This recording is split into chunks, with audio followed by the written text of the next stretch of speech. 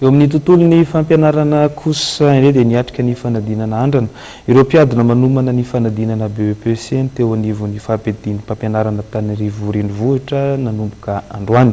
Ny taranja Malagasy no nisantarana izany io maraina io ka ny taranja SVT kosa no nanohizana ny fanadinana andrana tamin'ity tolakandro ity. Iray volana mialohan'ny fanadinana ara-panjakana faharoa na ny azona ny mari-pahaizana Bepc dia efa ao anatin'ny famerenana tanteraka ireo mpianatra sy ny sekoly.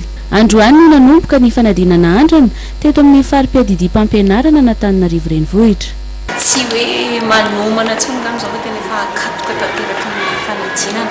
Ny Bepc blanc zao an'ny siskola Antananarivo renivohitra dia nanomboka androany alatsinainy ary ny farany alakamisy.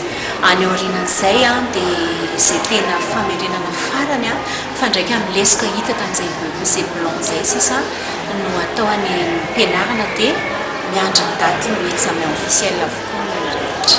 Mpianatra miisa 20 sy 300 no niatrika izany tetsy amin'ny CEG Tanimena.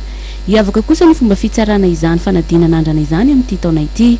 Ny fiovana tamin'ny tony resaka organisation teo amin'ny Bepc blanc dia iarahany tsara ihany koa zany ilay fanadinana sy blanc any amin'ireo fitoeram-panadinana anaovandreo ankisy ireo izay Bepc blanc izay raha toka tamin'ny taona lasa izy dia ny mpampianatra ny troisième ihany no ny andraikitra an'izay fitsarana izay. Mpianatra 12 sy 7 alina no voasoratra anarana hiatrika ny fanadinana Bepc manerana ny sisiko Antananarivo renivohitra ka hiparitaka amin'ny efitrano miisa 13 senjato sy mpanadinana miisa 20.